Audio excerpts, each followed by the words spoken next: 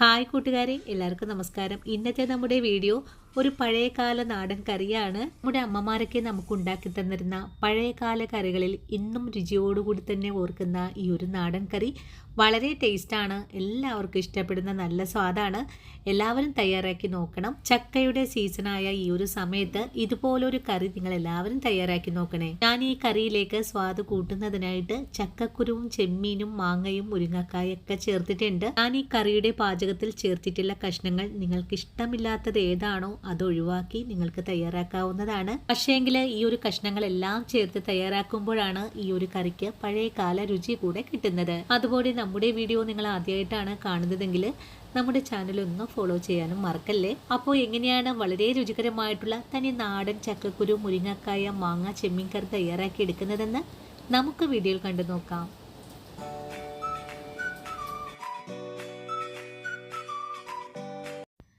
ചെമ്മീനും മുരിങ്ങക്കായും മാങ്ങയും ചക്കക്കുരുവും ഒക്കെ ചേർത്ത തനി നാടൻ കറി തയ്യാറാക്കി എടുക്കാനും വേണ്ടിയിട്ട് ഞാനിവിടെ 250 ഗ്രാം അളവിലാണ് ചെമ്മീൻ കഴുകി വൃത്തിയാക്കി എടുത്തിട്ടുള്ളത്.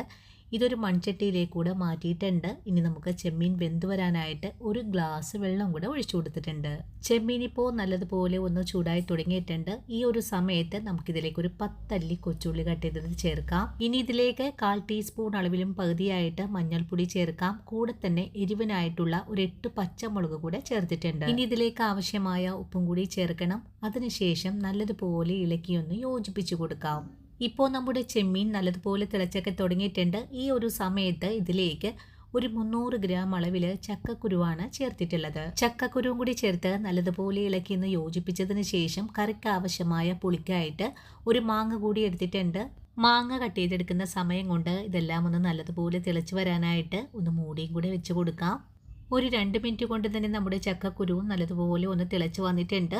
ഈ ഒരു സമയത്ത് നമുക്കിതിലേക്ക് കട്ട് ചെയ്തിട്ടുള്ള മാങ്ങ കഷ്ണങ്ങളാണ് ചേർക്കേണ്ടത്.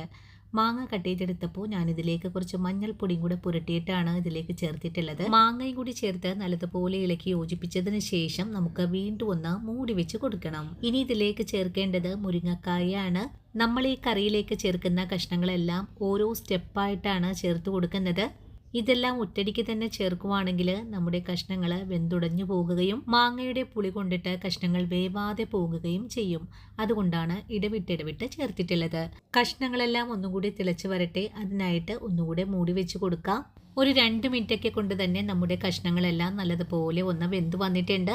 നമ്മൾ ഇതിലേക്ക് ചേർത്തിട്ടില്ല ചക്കക്കുരുവൊക്കെ നല്ല പോലെ തന്നെ ഒന്ന് വെന്തുകൂടെ ഉടഞ്ഞു കിട്ടിയിട്ടുണ്ട്. കൈ കൊണ്ട് തൊട്ട് നോക്കിയാൽ വെന്തുടഞ്ഞു പോകുന്ന രീതിയിലാണ് കിട്ടിയിട്ടുള്ളത്. ഈ ഒരു പാകമായാൽ നമുക്ക് ഫ്ലെയിം അങ്ങ് ഓഫ് ചെയ്ത് കൊടുക്കാം. അതിനുശേഷം കറിയിലേക്ക് ചേർക്കാനുള്ള ഒരു അരപ്പ് കൂടെ തയ്യാറാക്കാം. അരപ്പിനായിട്ട് അരമുറി വലിയ നാളികേരം, അതുപോലെ തന്നെ 2 കൊച്ചുള്ളി, ഒരു പച്ചമുളക്, ഒരു നുള്ളു മഞ്ഞൾപ്പൊടി, 2 വെളുത്തുള്ളി അല്ലിയും കൂടി എടുത്തിട്ടുണ്ട്. അതിനുശേഷം ഒരു മിക്സിയുടെ ജാറിലേക്ക് ഇട്ട് കൊടുത്ത് നല്ല വെണ്ണ പോലെ തന്നെ അരച്ചു കൊടുത്തിട്ടുണ്ട്. ഇനി നമുക്ക് വെന്തു വന്നിട്ടുള്ള കഷ്ണങ്ങളിലേക്കാണ് ഈ ഒരു അരപ്പിനെ ചേർക്കേണ്ടത്. അരപ്പ് ചേർത്ത് കഴിഞ്ഞാൽ പിന്നെ കയ്യിൽ ഉപയോഗിച്ച് നല്ലതുപോലെ ഇളക്കിയൊന്ന് യോജിപ്പിച്ചുകൂടെ കൊടുക്കണം. നമ്മുടെ കറി നല്ല കട്ടിയായിട്ടാണ് ഇപ്പോൾ ഇരിക്കുന്നത്. ഇനി നമുക്കിതിലേക്ക് മിക്സിയുടെ ജാറ് കഴുകിയിട്ട് കുറച്ചുകൂടെ വെള്ളം ചേർക്കണം. ഞാനൊരു 1/2 ഗ്ലാസ് വെള്ളം കൂടിയാണ് ചേർത്തിട്ടുള്ളത്. വെള്ളം കൂടി ചേർത്ത് വീണ്ടും നല്ലതുപോലെ ഇളക്കിയൊന്ന് യോജിപ്പിക്കുന്നുണ്ട്. ഈ സമയത്ത് കറിക്ക് ഉപ്പ് പോരായ്മ തോന്നുവാണെങ്കിൽ കുറച്ചുകൂടെ ഉപ്പ് ചേർക്കാം. ഞാനിവിടെ കുറച്ചുകൂടെ ഉപ്പ് ചേർത്തിട്ടുണ്ട്. അതിനുശേഷം വീണ്ടും ഒന്നുകൂടി ഇളക്കി യോജിപ്പിക്കുവാണ്. ഇനി നമ്മുടെ കറി ഒന്ന് ചെറുതായിട്ട് ചൂടായി വരണം. തിളപ്പിച്ചെടുക്കേണ്ട ആവശ്യമൊന്നുമില്ല. ഒന്ന് ചൂടായി കിട്ടിയാൽ മാത്രം മതിയാകും. വളരെ എളുപ്പത്തിൽ തന്നെ നമ്മുടെ കറി ഒന്ന് ചെറുതായിട്ടൊക്കെ ചൂടായൊക്കെ തുടങ്ങിയിട്ടുണ്ട്. ഈ ഒരു പാകമായാൽ നമുക്ക് കയ്യിൽ വെച്ചിട്ട് നല്ല പോലെ തന്നെ ഇളക്കി കൊടുക്കണം.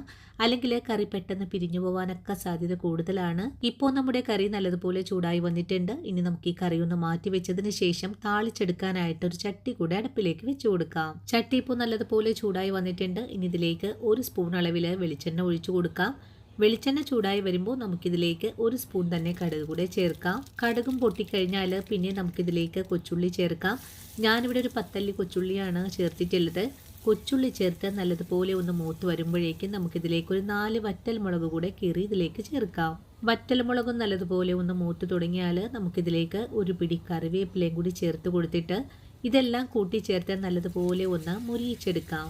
വറവെല്ലാം നല്ലതുപോലെ മുരിഞ്ഞു വന്നാൽ പിന്നെ നമുക്കിതിലേക്ക് ഒരു നുള്ളു മഞ്ഞൾപ്പൊടി ചേർക്കാം. കൂടെ തന്നെ ഒരു നുള്ളു മുളക് പൊടിയും കൂടി ചേർത്തിട്ട് ഒന്നുകൂടെ മുരിയിച്ചതിന് ശേഷം ഫ്ലെയിം അങ്ങ് ഓഫ് ചെയ്ത് കൊടുക്കാം. അതിനുശേഷം ഈ ഒരു താളിപ്പിനെ നമ്മൾ തയ്യാറാക്കി വെച്ചിരിക്കുന്ന കറിയിലേക്കാണ് ചേർക്കേണ്ടത്. താളിപ്പ് കറിയിലേക്ക് ചേർത്ത് കഴിഞ്ഞാൽ പെട്ടെന്ന് തന്നെ നമുക്കൊന്ന് മൂടി വെച്ച് കൊടുക്കാം. അതിനുശേഷം ഒരു 10 മിനിറ്റ് ഒക്കെ കഴിഞ്ഞിട്ട് മൂടി ഒന്ന് തുറന്നും കൂടി നോക്കിയിട്ടുണ്ട്. ഇപ്പോൾ നമ്മുടെ കറി ഇതേ ഒരു പാകത്തിലാണ് നമുക്ക് ആയി കിട്ടിയിട്ടുള്ളത്. വളരെ സ്വാദിഷ്ടമായതും പഴയകാല രുചി ഒട്ടും പോകാത്തതുമായ ഈ ഒരു കറി എല്ലാവരും വീട്ടിൽ തയ്യാറാക്കി നോക്കണം. തയ്യാറാക്കി നോക്കിയിട്ട് നിങ്ങൾക്ക് ഈ കറിയുടെ സ്വാദ് ഇഷ്ടപ്പെടുവാണെങ്കിൽ തീർച്ചയായിട്ടും നമ്മുടെ ചാനലൊന്ന് ഫോളോ ചെയ്യണേ. അതുപോലെ വീഡിയോ കുറിച്ചുള്ള അഭിപ്രായങ്ങളെല്ലാം കമൻസ് ആയിട്ട് അറിയിക്കാനും മറന്നു പോകരുത്. നിങ്ങൾ എനിക്ക് തരുന്ന ഓരോ വാക്കുകളുമാണ് മറ്റുള്ള ആൾക്കാരിലേക്ക് നമ്മുടെ വീഡിയോ എത്തപ്പെടുന്നതും. ഇന്നത്തെ നമ്മുടെ ഈ ഒരു വീഡിയോയും എൻ്റെ കൂട്ടുകാർക്ക് ഒരുപോലെ തന്നെ പ്രയോജനകരമായി എന്ന് തോന്നുവാണെങ്കിൽ തീർച്ചയായിട്ടും നമ്മുടെ ചാനലൊന്ന് ഫോളോ ചെയ്യാനും വീഡിയോ കാണുമ്പോൾ തന്നെ നിങ്ങളുടെ വിലയേറിയ ലൈക്കുകൾ തന്ന് സപ്പോർട്ട് ചെയ്യാനും മറക്കല്ലേ. ഇനിയും പുതിയൊരു വീഡിയോ ആയിട്ട് ഞാൻ നാളെ ഓടിയെത്തുന്നതാണ്. അതുവരെയും വീഡിയോ കണ്ട് സപ്പോർട്ട് ചെയ്ത എൻ്റെ എല്ലാ കൂട്ടുകാരോടും ഇനിയും കാണാനിരിക്കുന്ന എൻ്റെ പ്രിയ കൂട്ടുകാരോടും ഒത്തിരി നന്ദി സ്നേഹമൊക്കെ അറിയിച്ചുകൊണ്ട് നാളെ രാവിലെ ഓടിയെത്താം. അതുവരെയും ഒത്തിരി സ്നേഹത്തോടെ വീണ്ടും കാണാം.